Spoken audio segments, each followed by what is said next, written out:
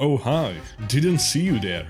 So, welcome to Doom the Dark Ages. It is indeed a game where you can get eaten by a giant Cthulhu-like beast. But let's rewind for a bit.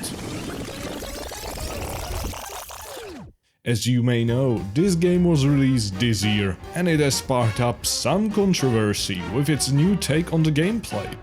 What is everyone crying about though? Well, of course, it's not the same as in Doom Eternal. Now, I personally enjoy Doom Eternal's gameplay a lot. However, considering how much of a departure Doom Eternal's gameplay was in comparison to Doom 2016, and especially considering the marketing, which claimed everywhere that Doom the Dark Ages would be different. You know, we want every Doom game to stand on its own, as a unique experience. So in 2016, we asked you to run and gun. In Eternal, it was jump and shoot. In Doom the Dark Ages, you're gonna stand and fight. I cannot say I was expecting anything else, but enough was yapping. It's time to get into the game and bring about a new Dark Age. As a side note, I'm a sucker for numbers going up and bars filling up, so I'll be collecting all the game achievements on the way. At the difficulty screen, I was immediately confronted with my first hard decision. Am I going to be a and select anything other than the hardest difficulty, which would reset the game when I die, or am I going to prove to everyone that I am a warrior worthy of the Slayer's title? Anyway, as you might know, one of the advertised features in Doom the Dark Ages was the option to modify the difficulty to your liking, everything from the damage you deal to the speed of the game itself. Because I don't understand half of these settings, however, I skipped right through that and never looked back. Now that we've gotten through all those annoying menus, let's finally get into the gameplay. But wait, is that a cutscene?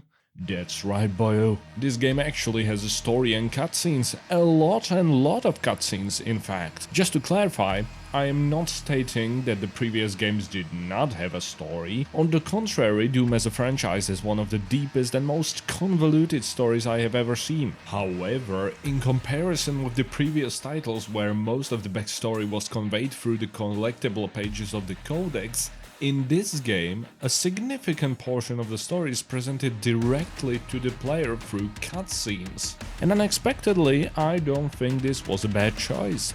I do still think that many members of the player base won't really care for them. However, since all the cutscenes are skippable, it's not like you are obligated to watch them. As a note, in the video, we will be entering spoiler territory, so just be warned. But man, even though some cutscenes do drag on a little bit, most of them feel grandiose and powerful, and they set the atmosphere really well. For example, in the very first one, when you as the Slayer are getting dropped into the fight, it feels like you are the most powerful weapon at the Maker's disposal, and you are the only thing they fear. So the time has come to make those fears come true.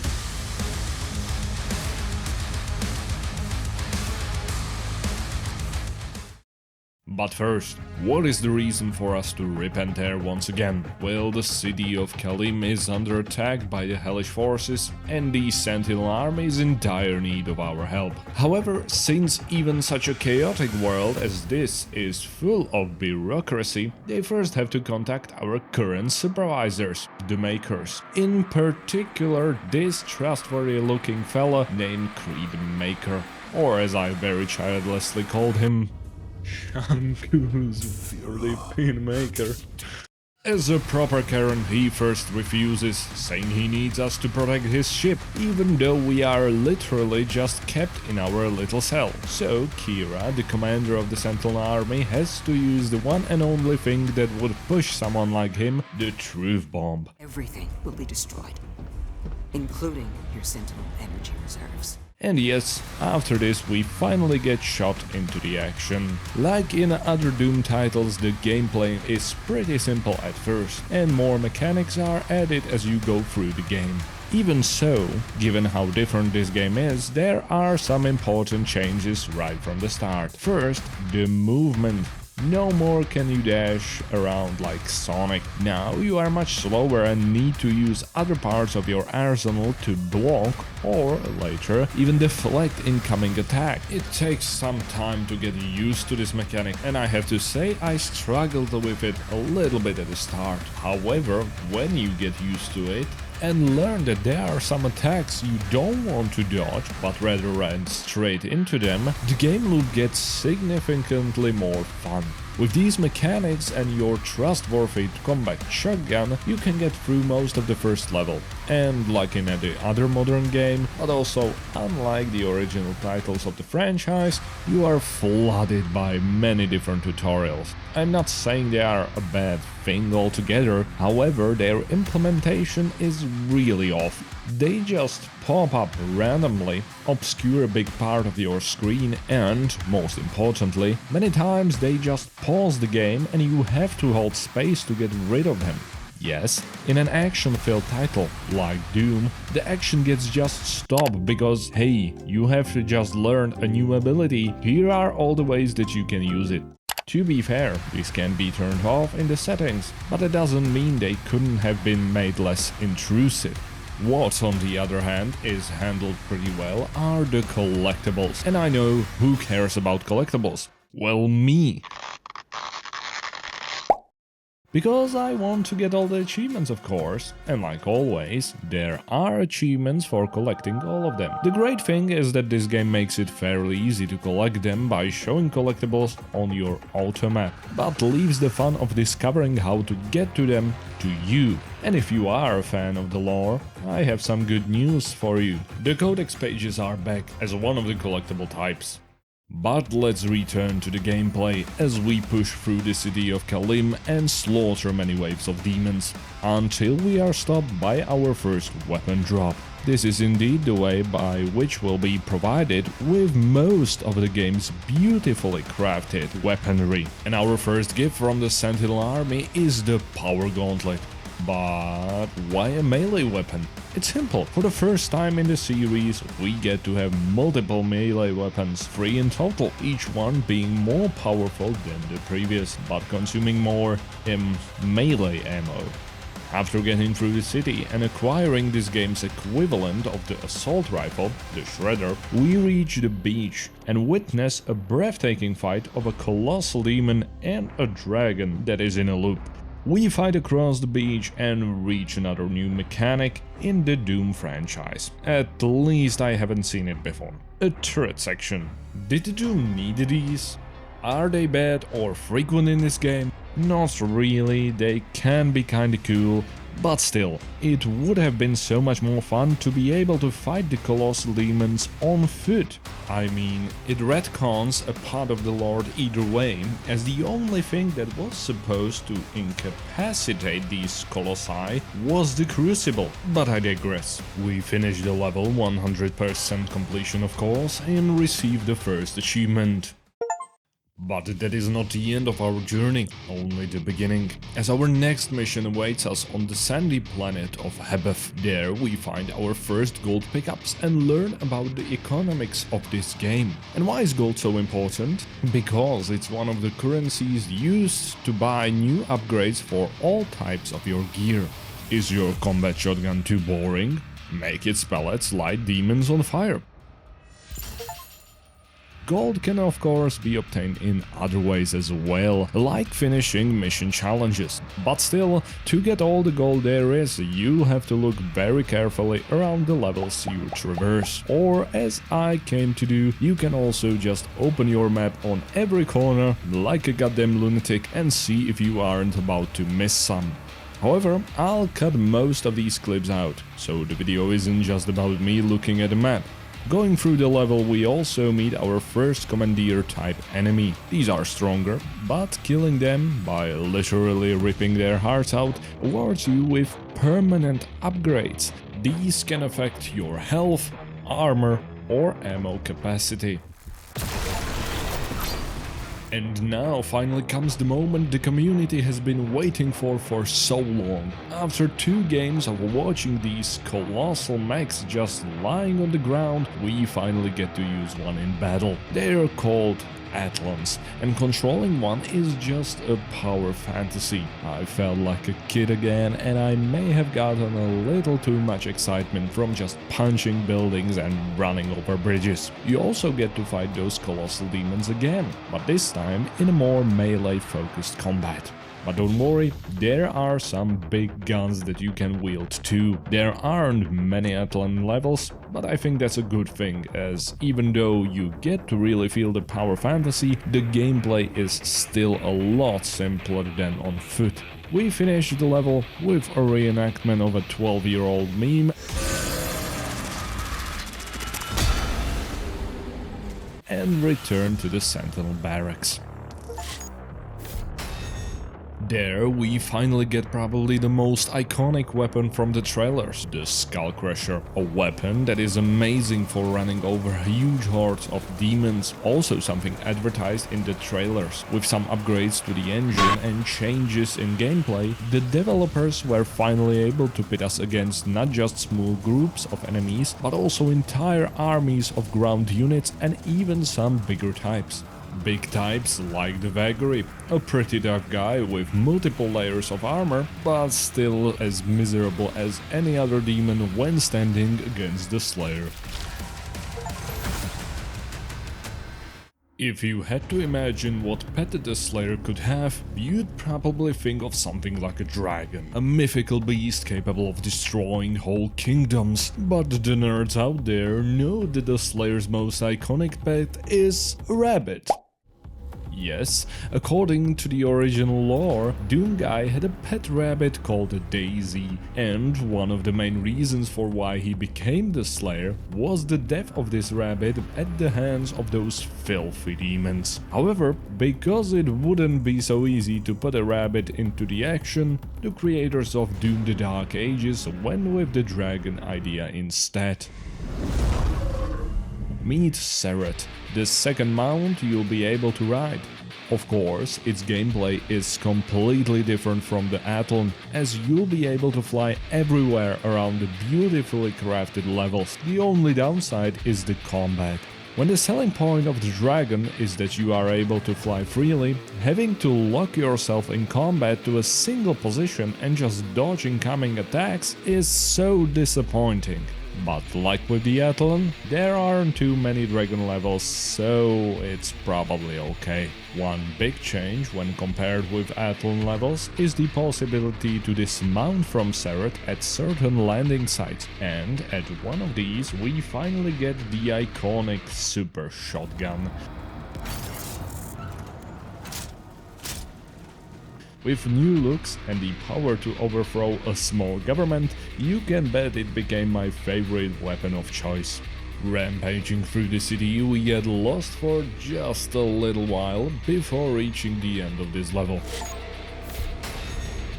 And with this, we enter our first truly open level. Once again, these are new to the series and allow you to choose which encounter you want to tackle first, or even to explore instead and look around for secrets. So I use this opportunity to do a little sightseeing and meet some confused enemies. How is it? What the fuck are you shooting at? Okay, how are you? What the? After this odd encounter, we learn that running straight into the arms of a fully armed Colossus is not a very good idea, and thanks to the consequences of this moron,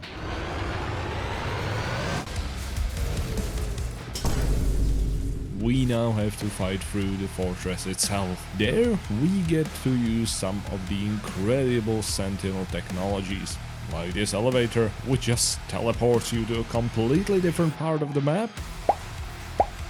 And of course, we get to meet face to face with the leader of the hellish forces, Prince Ahzrak. We don't get to have much of a talk, however, as his companion, the Witch, just throws us back over the city wall. We aren't done talking though, as thanks to the Atlan from that moron earlier, the Slayer gets back on his feet, says his only sentence in the entire game, and proceeds to slay all over the place. Even with such an incredible entrance, however, we are unable to rid ourselves of Ahzrak, so we need to get to the Sentinel Forge, located inside the corpse of an ancient beast, to give our weapons that extra kick. On the way, I once again prove my superior intelligence by misunderstanding what a Daze Demon is and spending around 10 minutes on a primitive puzzle.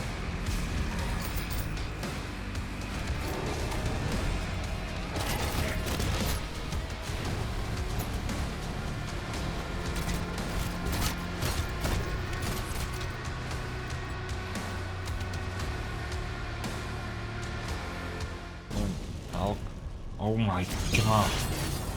Okay, that's just stupid. We then beat the Agadan champion, guarding the entrance to the forge. Inside, we do some upgrading to our gear. And Kira activates the entire building with the ancestral powers inside her, so she can help us upgrade our shield. This all while being kindly stream sniped by Creed. Now with the upgraded shield,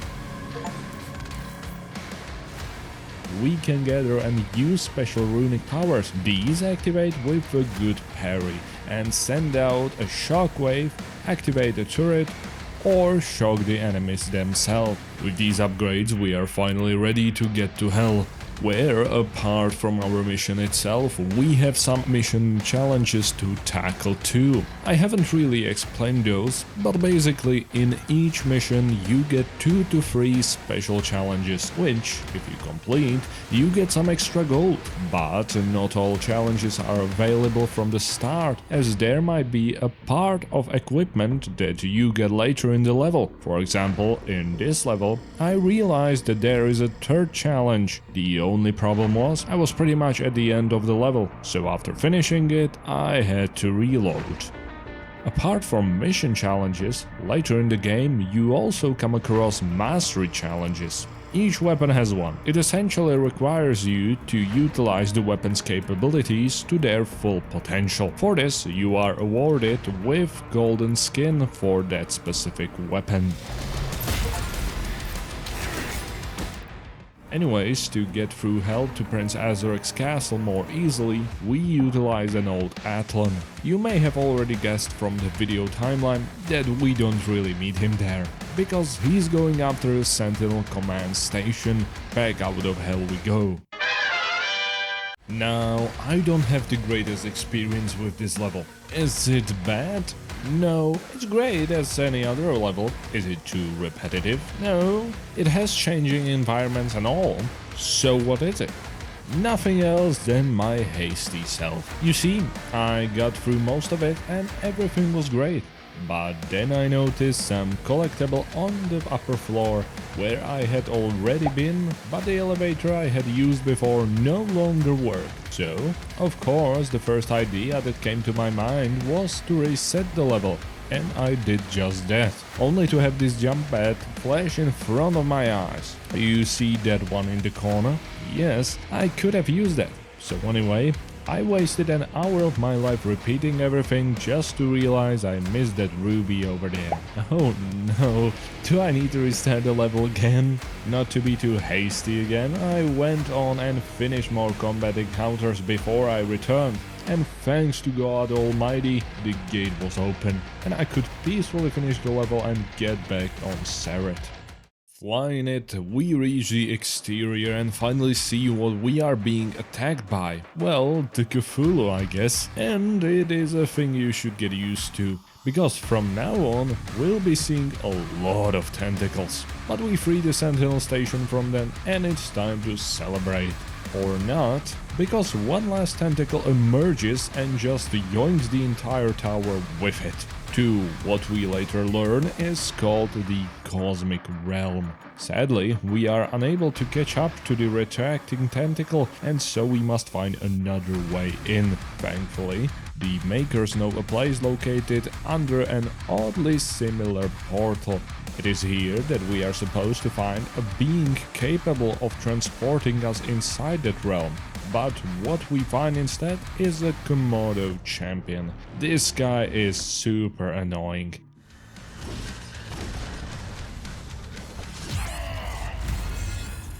As we are finished with him though,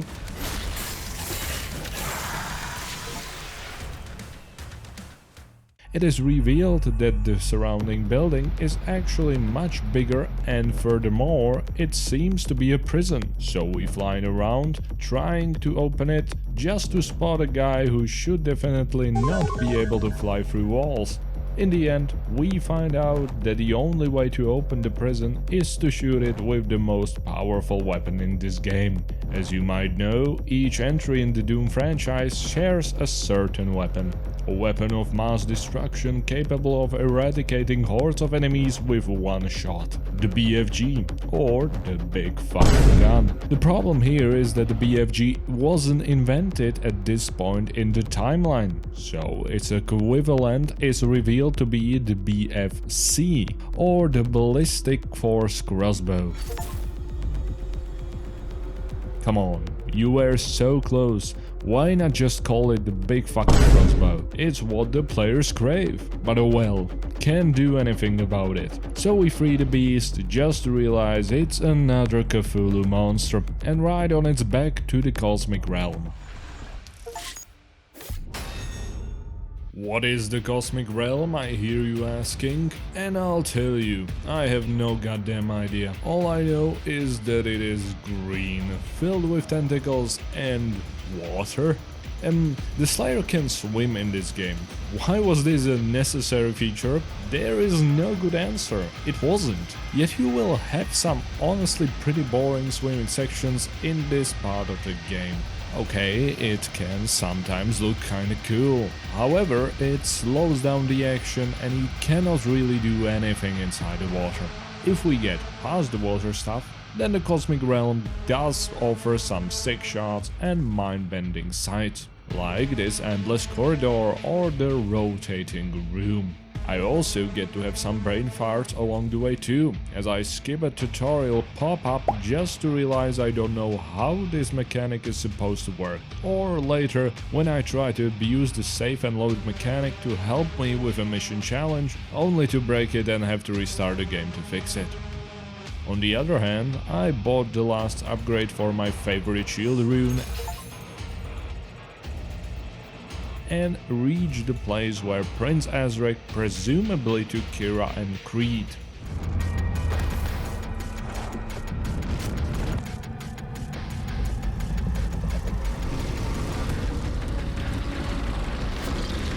And so that's how we wound up here.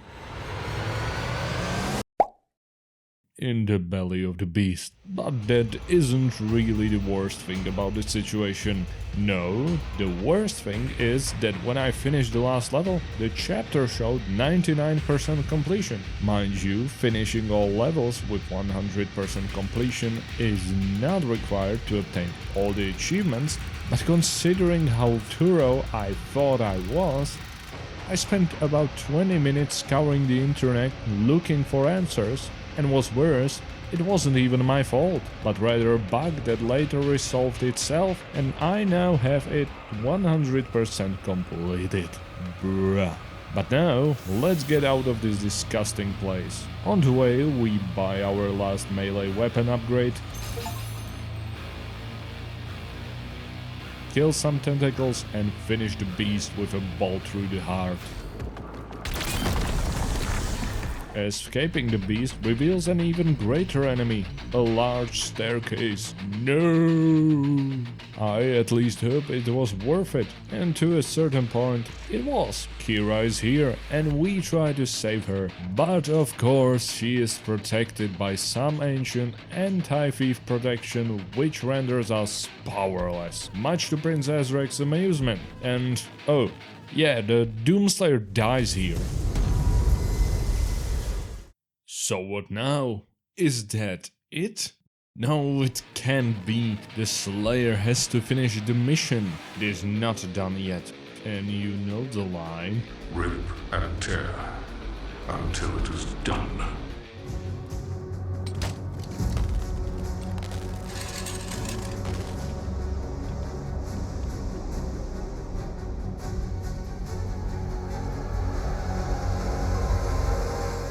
So the Slayer rises once more. How does the story explain this? No idea, let's go with it. He's just too angry to die. Even the goddamn game makes this joke. Anyway, to complete our mission, we need to escape the afterlife first. And how do we do that? It is simple. First, you need to traverse the lands of the afterlife, meme on the way a bit, and reach the Harbor of Souls. There you have to pay this guy,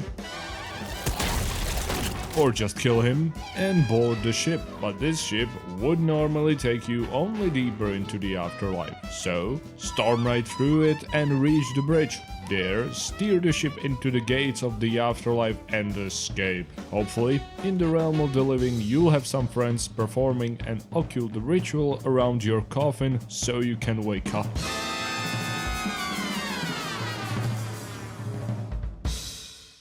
Back home, things aren't looking so great. Hell is striking with more force than ever before, and we need to put them back in their place. However, first on the order of business is settling things with that snitching bastard Creed. That's right, this fellow has been providing Prince Ahzrak with intel on all our actions throughout the entire game. For this, he needs to pay. So we board his ship to share a few words with him, or in the case of the Slayer, punches. The fight isn't really that crazy. First, Creed flies around on his chair, then he reveals his true, disgusting self, and finally he gets chainsawed on the ground. Next up on the menu is Prince Ahzrak, who I must say has one of the sickest entrances. But so do we, as King Novik lends us his royal Atlan and we are sent to break some bones. One aspect of this game that I haven't mentioned yet, but is an integral part of the gameplay and atmosphere, is the soundtrack. Once again, a somewhat controversial theme, as the composer of the OSTs for Doom 2016 and Doom Eternal and a master of his work, Mick Gordon, did not compose the OST here. It was instead created by Finishing Move Incorporated. There are also some rumors about the mistreatment of Mick Gordon by Bethesda, so you can probably guess why some people were generally not happy about the new Doom's OST situation. However, after playing through the game, I can say I enjoyed the soundtrack, and I think that boys at Finishing Move have done a great job. Sure, it doesn't have all those industrial and really demonic elements which Mick's OSTs had, and I still prefer Doom Eternal soundtrack, but it would not be fair to say that this is a bad soundtrack. But now, let's return to the fight and get that bastard Ahzrak, as once we reach him, the battle with him shall begin. Compared with what we've seen in the fight with Creed, this one is actually pretty challenging. It is split into two phases, where in the first one he is a fast bastard, and in the second one he is an even faster bastard. But after a few deaths,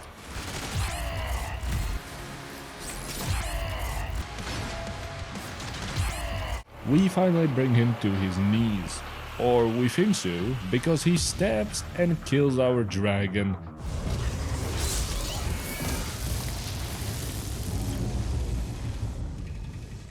If rage is what has been giving power to the Slayer so far, revenge is the thing that will fuel him to the fiery end. The third phase begins.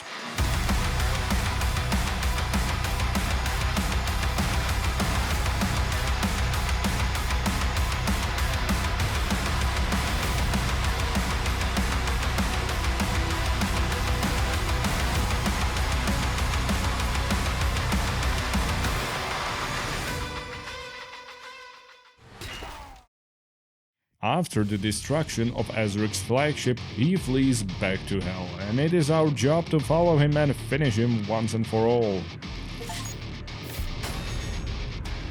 This brings us to the last level of the game, where we also finish the last collectible achievement.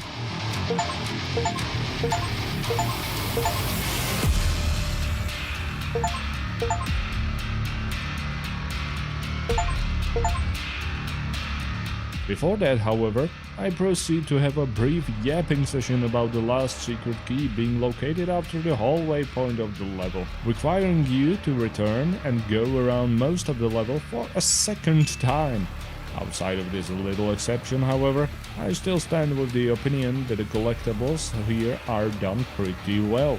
But as we reach the end of the level and Prince Ahzrak tries to flee once more time, it is very clear that we are getting into the final showdown. And showdown it will be, as we aren't faced with just the prince alone, but he's joined by the witch. Kill him. Avenge your god.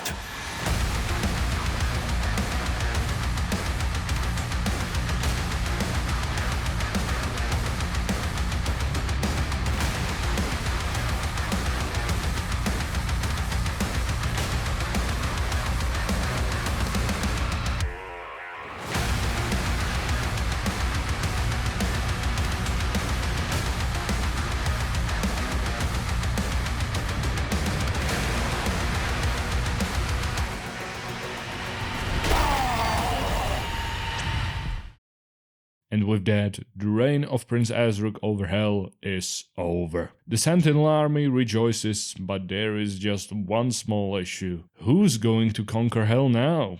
Well, I think you already know the answer. Slayer, prepped for launch.